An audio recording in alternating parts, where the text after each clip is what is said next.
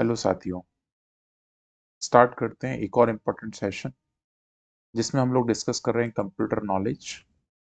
13 दिसंबर 2017 shift 1 पटवारी examination में पूछे गए सभी प्रश्नों को हम सॉल्व करेंगे आज। स्टार्ट करते हैं।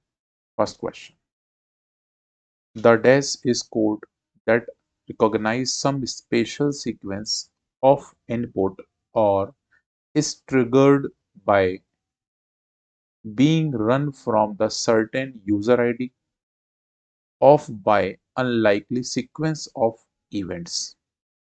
कुछ समझ नहीं आया होगा, मुझे मालूम है आपको। सुनिए ध्यान से। वह कोड जो इनपुट के कुछ विशिष्ट क्रम को चिन्हित करता है या घटनाओं के असंभाव्य अनुक्रम के द्वारा निश्चित यूजर आईडी के संचालन चालित किया जा रहा होता है, इसे हम ट्रैप डोर कहते हैं। इसको एक और आसान सी भाषा में आपको समझा देते हैं, लेकिन एग्जाम की जो भाषा है वो आसान नहीं होती। लेकिन समझने के लिए हमें यहाँ पे कुछ मैंने दो एक्स्ट्रा स्टेटमेंट लिखे हैं, ये क्वेश्चन पेपर में नहीं गिवन है, ये मैंने ऐड किए। ट्रैप डोर का मतलब क्या होता है? Is a method of gaining access to some part of a system. मतलब कुछ ऐसा हिस्सा हमने गेन कर लिया या हमने एक्सेस कर लिया। गेन का मतलब है एक्सेस करना, right? Then by normal procedure.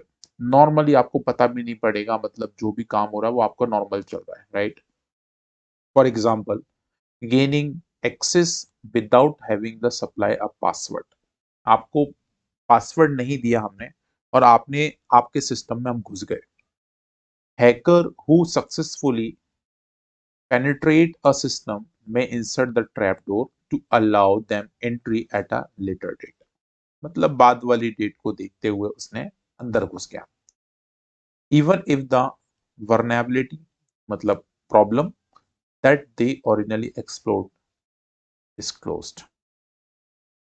देखो सिंपल सी बात है, ऐसी कोई अनवांटेड एक्टिविटी जो आपको पता ना पड़े और आपके सिस्टम में हो जाए, वो ट्रैप डोर है।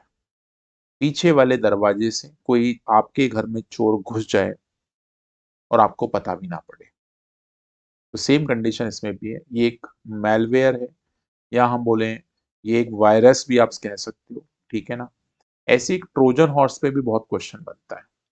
ये ट्रोजन हॉर्स वैसे ऑप्शन में दे रखा है, इसके बारे में थोड़ा पढ़ लो।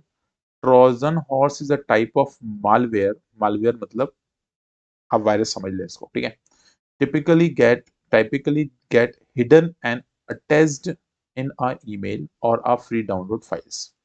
आप जनरली बहुत सारे फ्री सॉफ्टवेयर देखते होंगे, मोबाइल में ऐप वगैरह भी डाउनलोड करते होंगे, बीच बीच में बहुत सारे एडवर्टीजमेंट आते हैं। तो उन फ्री एडवर्टीजमेंट पे जैसे हम क्लिक करते हैं, तो कुछ एडवर्टीजमेंट या कुछ ऐसे सॉफ्टवेयर या एप्लीकेशंस होती हैं जिससे हमारा मोबाइल हैंग करना स्टार्ट करता है या प्रॉब्लम करना स्टार्ट कर देता है। वो बैक ट्रैक से वायरस इंसर्ट होना स्टार्ट हो गए। ऐसे वायरस ट्रोजन हॉर्स की कैटेगरी में रखते हैं। ये जनरली ईमेल के साथ आ सकते हैं या कोई सॉफ्टवेयर हम डाउनलोड करें उसके साथ अटैच्ड होके आ सकते हैं, राइट? तो ये सारे ट्रोजन हॉर्स की कैटेगरी में आते हैं। चलो भाई, इतना ही काफी है इस पूरे क्वेश्चन के लिए। Next question, the computer unit that is used to mathematical operations such as addition, subtraction, multiplication, and division also. These all activity are performed by ALU, arithmetical and logical unit। Important है, ठीक है ना? Primary और secondary memory, ये एक memory का concept है। Primary memory के अंतर्गत मैं आपको बता देता हूँ, आप रैम को काउंट करते हैं, ठीक है ना?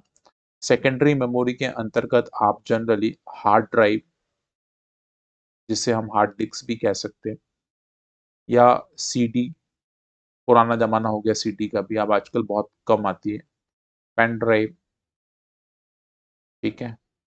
अब तो एसएसडी भी आ गई है, सॉलिड स्टेट ड्राइव। एसएसडी का फुल फॉर्म याद रखिएगा, सॉलिड स्टेट ड्राइव, ठीक है? एसएसडी याद रखिएगा, नया मार्केट में कॉन्सेप्ट है ये, ठीक है? अभी तक क्वेश्चन बने नहीं है एसएसडी पे, अब बन सकते हैं। In MS Excel dash is the identified by the cell in the upper left corner and the cell in the lower right corner, इसे हम रेंज के नाम से जानते हैं। ये एक्सेल में होती है, ध्यान रखिएगा, ठीक है ना। Next, which one of the following shortcut की ओपन अ न्यू डॉक्यूमेंट। तो नए डॉक्यूमेंट के लिए कंट्रोल एन टाइप करते हैं, मतलब प्रेस करते हैं। कंट्रोल एस का मतलब होता है सेव, कंट्रोल सी का मतलब होता है कॉपी, और कंट्रोल एफ का मतलब होता है फाइंड। कोई चीज हमें सर्च करना है, राइट, उसे हम फाइंड कहते हैं। IP stands for internet protocol, ठीक है। TCP transformation control protocol, UDP user datagram protocol, FTP file transfer protocol, SMTP simple mail transfer protocol, simple mail transfer protocol. ये जो नाम बता रहा हूँ बेटा, इसको थोड़ा सा गूगल कर लेना यदि भूल जाओ तो, ठीक है, बाकी सुन लो ध्यान से तो भूलोगे नहीं, ठीक है। H T T P hyper text transfer protocol, ठीक है। और बताते हैं, यूडीपी हो गया, उसके बाद एचटीटीपी हो गया। बस ये कुछ इंपॉर्टेंट प्रोटोकॉल है जो आपको ध्यान रखना है, और एक आईपी तो आपने पढ़ लिया, इंटरनेट प्रोटोकॉल, ठीक है। ये कुछ प्रोटोकॉल्स आप ध्यान रखें। Low level language are also known as, जो हम मशीन को समझ आती है वो लो लेवल लैंग्वेज होती है, और जो हमें समझ आती है वो हायर लेवल लैंग्वेज होती है, ठीक है। ये थोड़ा सा डिफरेंस क्लियर रखें। Which one of the following example of title case. Title case में आपके पास किस तरह की चीजें दिखती हैं, या किस तरह से आपके पास पैराग्राफ दिखता है, या किस तरह से आपको वर्ड्स दिखते हैं।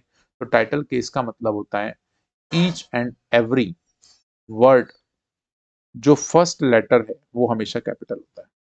This is not, this is not, this is not, this is correct, ठीक है। This is title case. Running case भी एक होता है आपके पास, जिसमें आप जो लिखते हैं वो आपके as it is first letter आपके पास बड़ा होता है, बाकी सारी चीजें सेम होती हैं। Alpha numerical combination like D2 in Excel. तो D2 को हम कहते हैं सेल एड्रेस। अब इसमें एक इंपॉर्टेंट बात है, डी किसको रिप्रेजेंट करता है, तो मैं कई बार बता चुका हूं, कॉलम को। और टू किसको रिप्रेजेंट करता है सर, रो। क्योंकि एक जो सेल है वो कहीं ना कहीं रो एंड कॉलम के रूप में अरेंज होती है, ठीक है। तो दिस वर्टिकल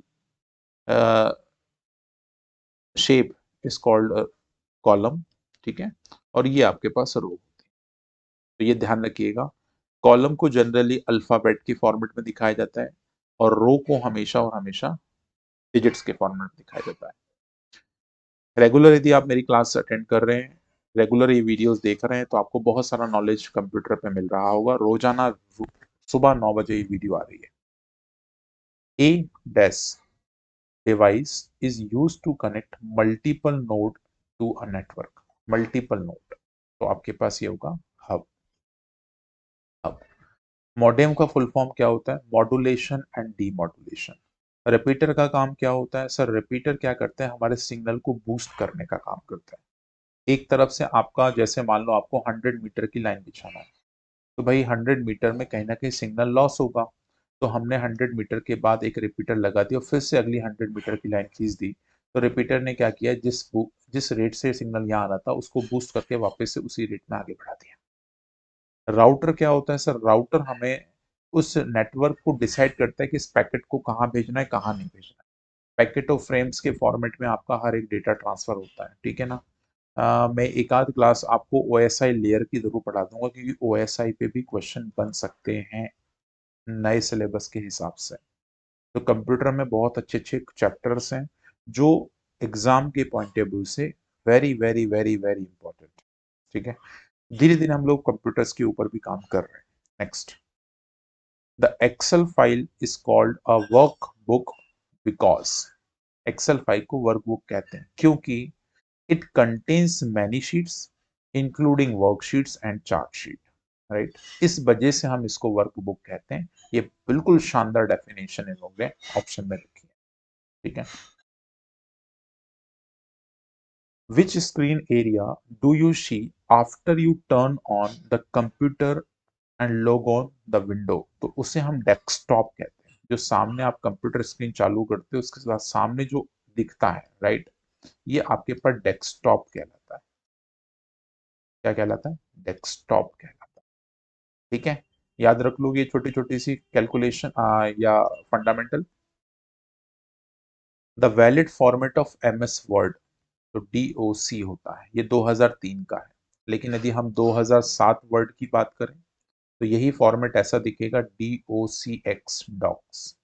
ठीक है, XLS एक्स एक्सेल का है, ये किसका है? वर्ड का फाइल एक्सटेंशन है, ये एक्सेल का है। ठीक है, ऐसे आपके पास PPT, पावर पॉइंट प्रेजेंटेशन, ठीक है, ये पावर पॉइंट का है, पावर पॉइंट।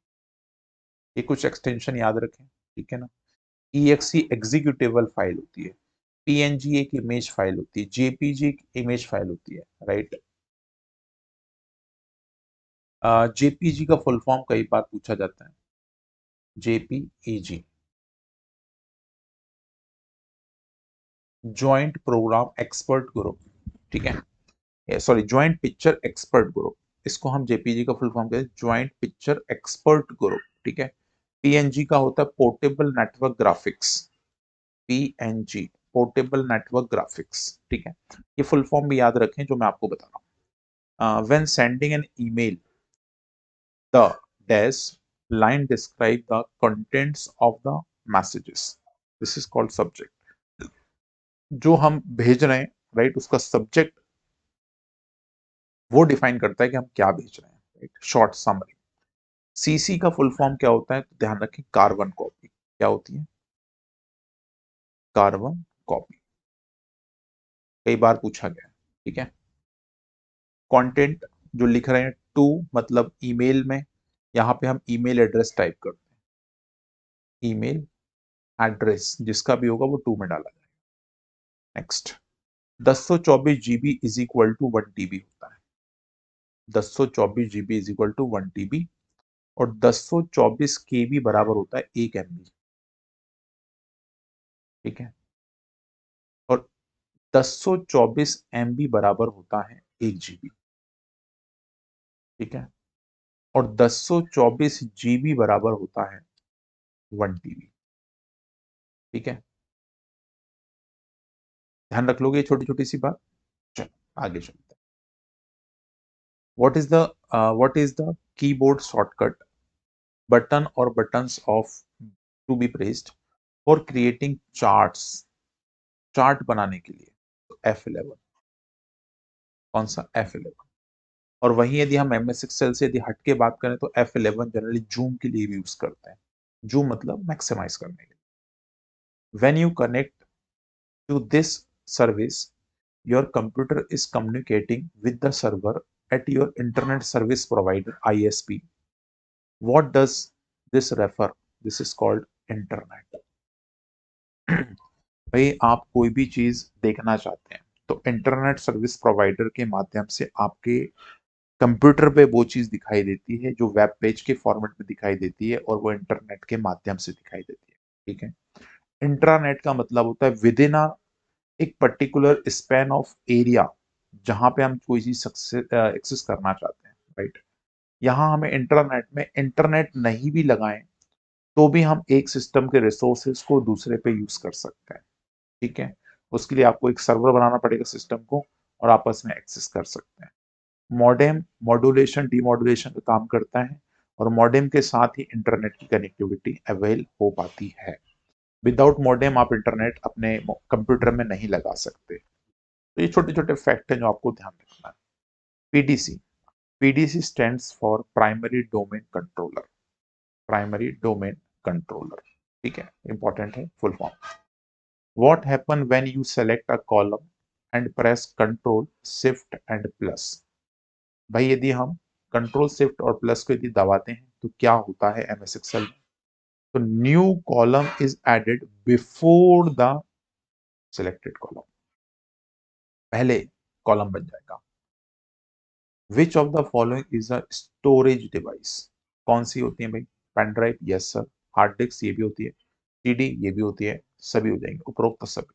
ठीक है, तो all of the above.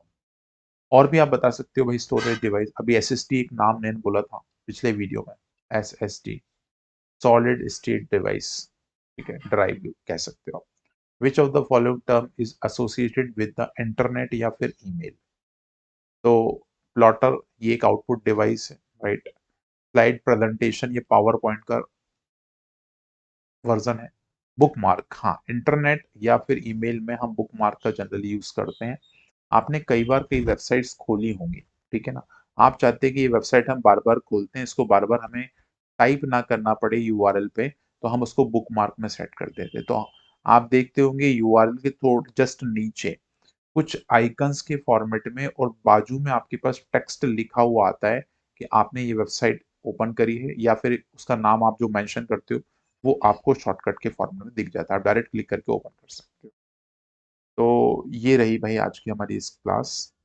Session को प्लीज लाइक करिए, साथियों के साथ शेयर करिए, ठीक है। मजेदार लग रहे हैं सेशन तो प्लीज कमेंट करके बताइए और क्या आप नया मुझसे चाहते हैं।